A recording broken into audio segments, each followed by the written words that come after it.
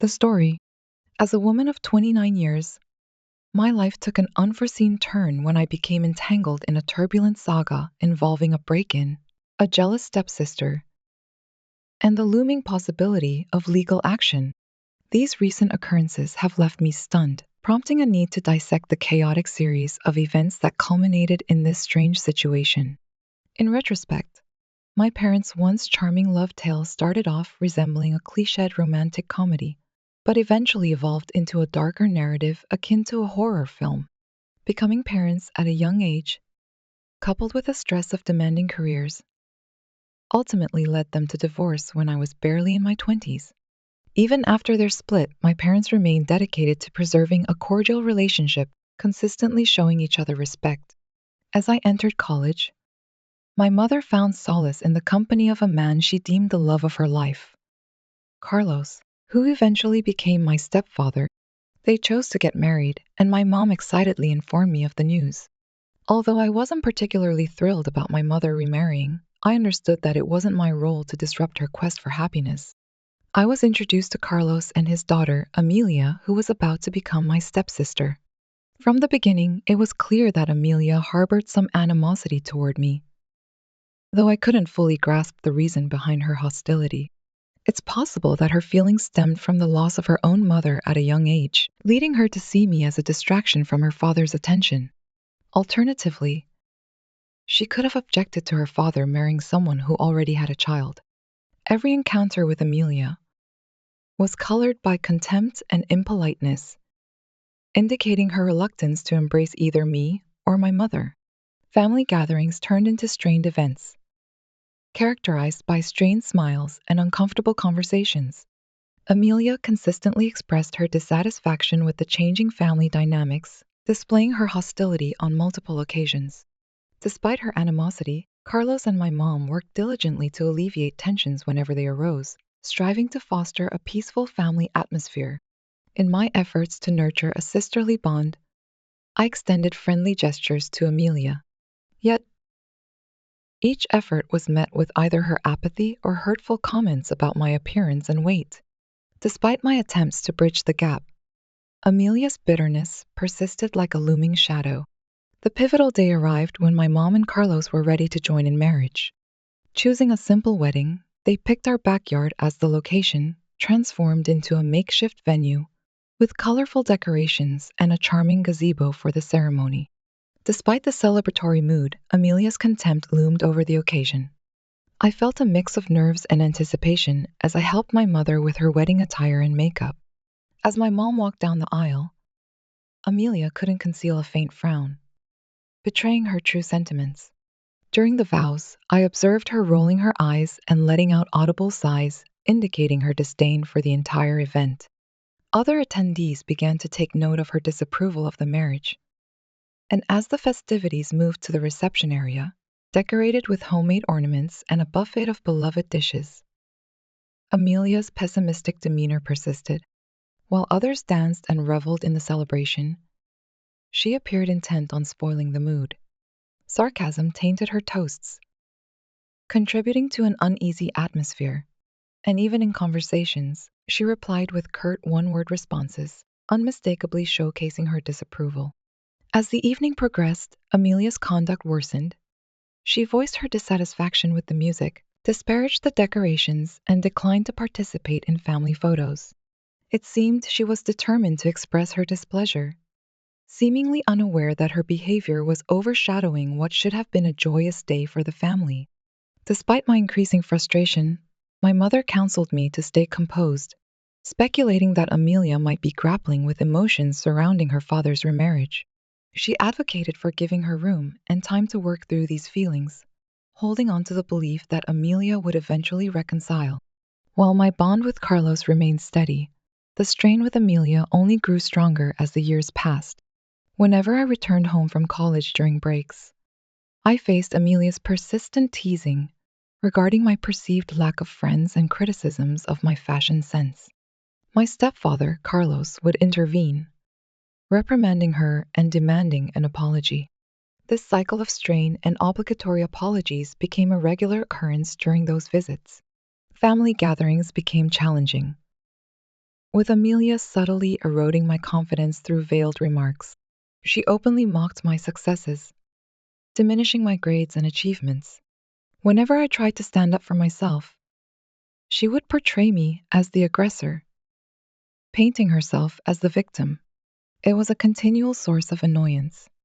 Amelia didn't limit herself to verbal attacks.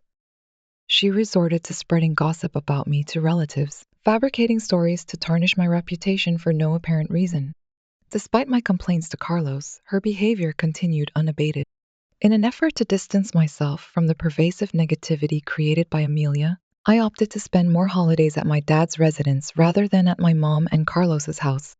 Despite the considerable distance, as he lived across the country, it provided a much-needed break from the constant presence of a resentful and disapproving stepsister.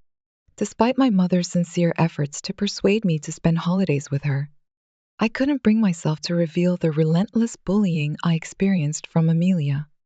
My mother held on to an optimistic image of us having a harmonious relationship, and I didn't want to disappoint her by revealing the truth.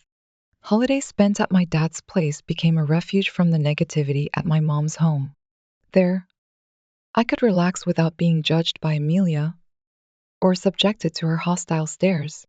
In my third year of college, our lives were upended by the devastating news of my mother's health. A routine checkup uncovered that she was facing stage 3 ovarian cancer, and the weight of this disclosure nearly brought me to my knees. The thought of navigating life without my cherished mother was inconceivable. Hastily, I returned home to stand by her side, where Carlos, despite his own anguish, endeavored to remain resilient for the family. Our relatives, friends, and my dad came together to offer invaluable support and solace as we faced the uncertainty that loomed ahead. Medical procedures, frequent hospital trips, and the emotional strain of a bleak diagnosis became our everyday norm. Regrettably, amid this difficult period, Amelia, for reasons unclear, did not provide substantial support to my mother. While we wrestled with the harsh truths of cancer, Amelia's behavior remained indifferent and uncooperative. On a specific evening, overcome with vulnerability, I sat outside my mom's room, tears flowing down my cheeks out of fear of losing her. Hoping for solace in the stillness of the night, my hopes were dashed when Amelia passed by. Instead of extending compassion or empathy, she responded to my tear-stained face with a smirk. To exacerbate the situation, she started mocking me, implying that I was powerless in dealing with our predicament. It was a moment when I was in dire need of support, and Amelia's cruel response only compounded the already immense challenges of the situation. In the days following that significant night, Amelia's maliciousness appeared boundless. She even went so far as to send me social media posts depicting the final moments of cancer patients. Seeing her trivialize my suffering and our family's anguish was deeply distressing. The absence of empathy became nearly intolerable. In the midst of these challenging circumstances, my mother's unwavering strength became my refuge. Her resilience in the face of hardship was truly inspiring. Despite the hardships of treatment, she remained a beacon of courage, imparting to me the true meaning of resilience in the face of adversity. As the illness advanced, she held on to a spirit that refused to be dampened. Tragically, a few months later, my mother lost her battle with the spreading cancer. The grief I experienced was indescribable. Days blurred into a constant flow of tears, and coming to terms with her loss was a relentless struggle. The pain felt like a thick fog enveloping me from every direction. The funeral, a solemn occasion, resounded with tearful farewells from all attendees. Following the funeral, the reality of my mother's absence sank in, and I struggled with the emptiness she had left behind. The process of grieving unfolded gradually and with difficulty. The understanding that I could no longer simply call her and hear her voice or share the everyday happenings of my life was a painful reality that weighed heavily on me. As the world kept moving forward, I felt as though my anchor was lost, leaving me adrift in a sea of sorrow. The day arrived for the reading of my mother's will. Joined by my dad, Carlos, and Amelia, we made our way to the lawyer's office together. As my mother's sole biological child, I was familiar with the will's details, as we had discussed it on numerous occasions before her passing. Mom and Carlos had thoughtfully considered their options, clearly stipulating that their individual assets would be inherited by their own children. A fair agreement that acknowledged the complex dynamics of our blended family. As we sat in the lawyer's office, a sense of formality enveloped us as the lawyer commenced the reading, intensifying the anticipation. As anticipated, all of Mom's belongings were designated to me, a detail that Carlos and I had been aware of from the start. While I wasn't taken aback by this revelation, the same couldn't be said for Amelia. Seated across the room, her eyes narrowed with disbelief and bitterness as the lawyer disclosed the contents of the will. In addition to the monetary bequests, Mom also left me some cherished family heirlooms, including my grandmother's beautiful jewelry, a poignant connection to my heritage. Among the most treasured items was her wedding gown, serving as a symbol of love and familial legacy, carrying the memories of Mom's significant day. These inheritances were not just material possessions. They embodied essential aspects of our family's history, and I cherished them deeply. Upon realizing she had been excluded from my mother's will and received no inheritance, Amelia erupted in fury. Causing a commotion, she insisted on inspecting the will, seeking confirmation that my mother had indeed left me everything. After reviewing the document herself, she glared at me with indignation, loudly voicing her disbelief in my mother's perceived selfishness. I sat in disbelief as she persisted in demanding that I share my mother's assets with her, convinced she deserved a rightful share. Amelia's cruel comments disrupted the solemn recognition of my mother's desires, exacerbating the pain of her loss. Her accusatory requests for a portion of the inheritance felt like piercing blows. Amelia brazenly demanded an equal portion, momentarily rendering me speechless. Summoning my resolve, I clarified that our parents, my mom and Carlos, had wed when we were young adults, and they had a distinct understanding that we would inherit the assets of our respective parents. It wasn't a matter of selfishness, but rather a commitment to honoring their desire for equity. Despite Amelia's protests, I remained resolute, stressing the importance of honoring the agreement. Carlos intervened, firmly informing Amelia that she had no entitlement to request anything from me. He reminded her that one day she would inherit his assets and she wouldn't expect similar demands. This appeared to momentarily quieten her. Observing Amelia's conduct for the first time, my dad, who had been briefed on her unpredictable behavior, was appalled and outraged by her presumptuousness. He suggested that I vacate Carlos's residence and transfer all our possessions to his home for safekeeping. I concurred and swiftly relocated everything to my dad's residence.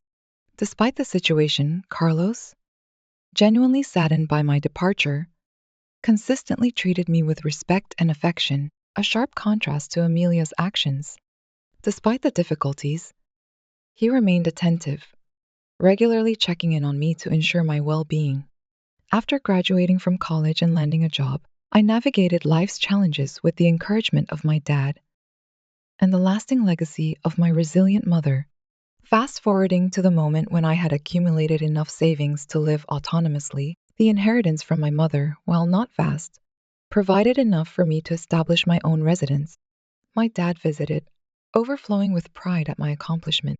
Despite the happiness of embracing my newfound independence, I frequently felt the absence of my mom, longing for her presence to witness the life I had built. Safely kept in my closet was her wedding gown, serving as a tangible link to her. In moments of yearning, I would find solace in embracing the dress as if clinging to the memory of my mother. Recently, Carlos pleasantly surprised me with news of Amelia's impending wedding. Unexpectedly, I felt genuinely pleased for her. Setting aside any previous grievances, Carlos, in his typical upbeat manner, invited me to lunch, reassuring me that Amelia had grown and matured. Despite some initial uncertainty, he assured me that lunch would proceed smoothly. Everything appeared pleasant at Carlos's home. Amelia greeted me with genuine happiness. I warmly congratulated her on her upcoming marriage as we caught up on our lives. However, during the meal, she surprised me by mentioning that she was still searching for the perfect wedding dress. Remembering my mother's dress, she requested it as a wedding gift. I firmly declined the request, stressing the sentimental significance it held for me following our mother's passing. It wasn't merely an item of clothing, it was a cherished memento of our mother. Amelia, on the other hand, persisted in minimizing my emotions. She argued that, as stepsisters who both had a connection to our mother, she had just as much entitlement to wear the dress. The atmosphere grew more tense, leaving me puzzled as to her motivation for wanting to claim something so meaningful to me. Carlos attempted to calm things down by explaining to Amelia that she couldn't insist on having my mother's wedding dress. Despite Carlos's intervention, Amelia remained resolute, suggesting that she could compensate me financially for the dress if that was the concern. Frustration and sadness mounted as she seemed unable to understand the emotional importance of the dress to me. Carlos tried to convey to Amelia that the issue wasn't about money, rather, the dress held profound significance as a symbol of my bond with my deceased mother. In response, Amelia argued that my mother would have willingly given her the dress if she were still alive, accusing me of being selfish. I was stunned by her boldness, particularly given her previous behavior towards me. In frustration, I pointed out to her that she had displayed no care for our mother during her struggle with cancer, yet she now inexplicably desired to wear her dress. This led to a tense confrontation, with both of us raising our voices. I emphatically asserted that the dress was not up for discussion, unwilling to part with such a deeply cherished memento. Nevertheless, Amelia's persistence and indifference toward my emotions intensified the conflict. Despite Carlos's efforts to defuse the situation, it became evident that Amelia was not relenting. Confronted with her lack of regard, I chose to promptly depart their residence, expressing gratitude to Carlos for the meal as I left. I shared the details of the incident with my father, and he was equally taken aback. He recommended the installation of security cameras and an alarm system at my residence. Though initially unsure, I ultimately opted to heed my father's counsel considering Amelia's unpredictable conduct. Jumping to the present day, in the midst of a hectic workday, my phone was suddenly inundated with a flurry of alarm notifications from my home security system. Filled with concern, I quickly accessed the app only to see an unfamiliar individual, fully masked, unlawfully entering my home. Instantly seized by panic, I dialed 911 with lightning speed, racing home as if my entire existence depended on it. Upon pulling into my driveway, I was greeted by a surreal sight, police cars strategically positioned, and with a concerned expression, I hurried inside to find law enforcement officers in the process of apprehending the intruder, whose legs bore the marks of a confrontation with a canine. As it unfolded, my loyal dog had evolved into a formidable guard dog, fiercely resisting the unwanted intruder. As the police took hold of the man to escort him away, a sudden realization washed over me. He was none other than my future brother-in-law, unmistakable from Amelia's engagement photos. Catching sight of me in the doorway, he erupted into shouts, imploring me to intervene on his behalf with the authorities. He unraveled his explanation. Coerced by my stepsister, he had been sent on a mission to reclaim my mother's wedding dress. I stood there, utterly stunned by the sheer absurdity of the situation, breaking into a house at someone else's behest. It felt like a scene from a surreal drama, and I couldn't comprehend how he had become entangled in such a ludicrous predicament. With disbelief coursing through me, I shook my head. But before I could utter a word, the police stepped in, escorting him away in custody. Swiftly, I called my dad, narrating the surreal chain of events. He offered reassurance, pledging to catch the next flight to stand by my side. Feeling comforted by the imminent arrival of my father's support, I meticulously searched through my house, checking for any missing belongings. Fortunately, my mother's wedding dress, safely tucked away in my closet, remained untouched. It seemed that my brother-in-law's ill-conceived plan had failed, largely due to the bravery of my dog, who chased off the intruder. A contented smile spread across my face as I affectionately patted my loyal companion. However, the drama didn't end there. My jealous stepsister and her family began bombarding me with phone calls, demanding that I withdraw charges against her partner. She contended that he was family and urged me to forgive him. I remained steadfast, firmly instructing them to refrain from expressing their opinions on the matter. I stressed the point that family members shouldn't trespass into your home and attempt to take your cherished possessions. I even went as far as warning them of potential legal action against both her and her partner for the damage caused to my property. Despite Amelia's continued insistence that I was causing harm to their lives, I remained determined this time. This concerned my mother's legacy, and I retained ownership of the dress. My sister and future brother-in-law had to seek legal counsel because we were headed for court. Despite the family's anger, equipped with evidence and legal support, I was resolved to protect both my property and my mother's memory from the intruder. Therefore, am I portrayed as the antagonist for safeguarding what rightfully belongs to me? Update 1. It's been several days since my last update, and I've spoken with Carlos to address the recent occurrences. Carlos was equally taken aback by the situation and had no prior knowledge of Amelia and her partner's actions. Amelia intentionally kept her father uninformed about her partner's unlawful deeds, knowing well that he wouldn't condone them. Carlos reassured me that he would stand by whatever choice I made. Meanwhile, Amelia persistently reached out to me on a daily basis.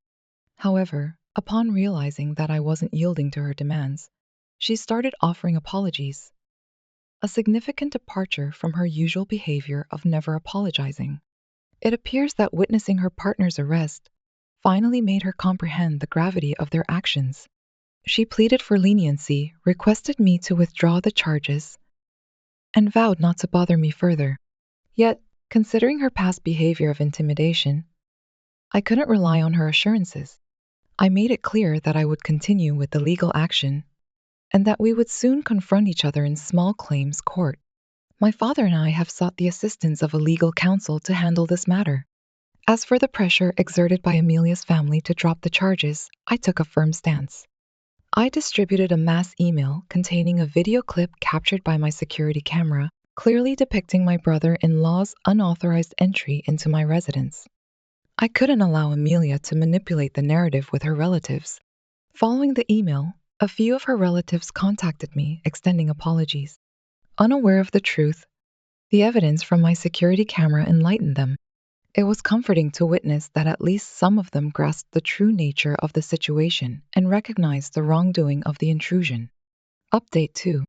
It's been approximately a month since my last update, and I apologize for the delay, as I've been deeply engaged in legal proceedings. As previously mentioned, I chose to pursue charges to ensure accountability for the intrusion into my home.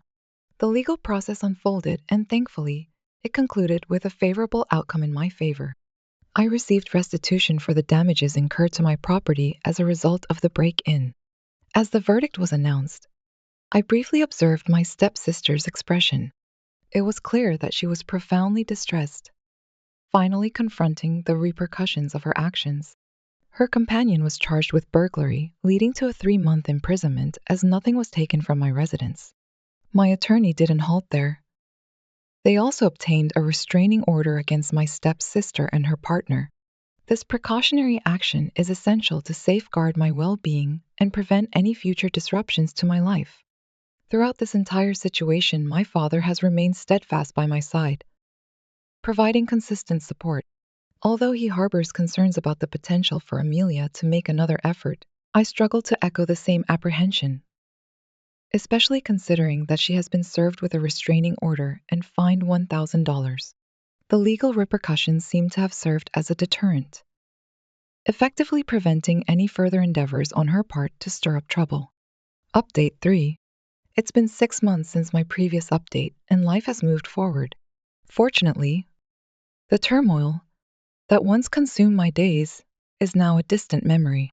The legal battles, familial tensions, and emotional upheavals have all dissipated, granting me the opportunity to embrace a newfound peace.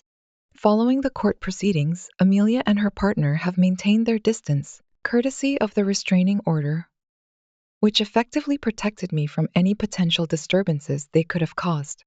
According to hearsay from mutual acquaintances, Amelia reportedly married him after his release from prison.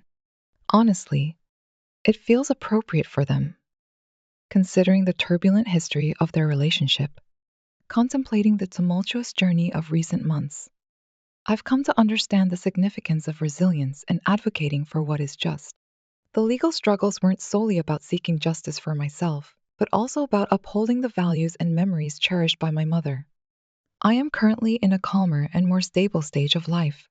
It marks the beginning of a new chapter, and I'm excited to discover what lies ahead, liberated from the chaotic drama that previously characterized my existence. Stay tuned for additional stories on our channel.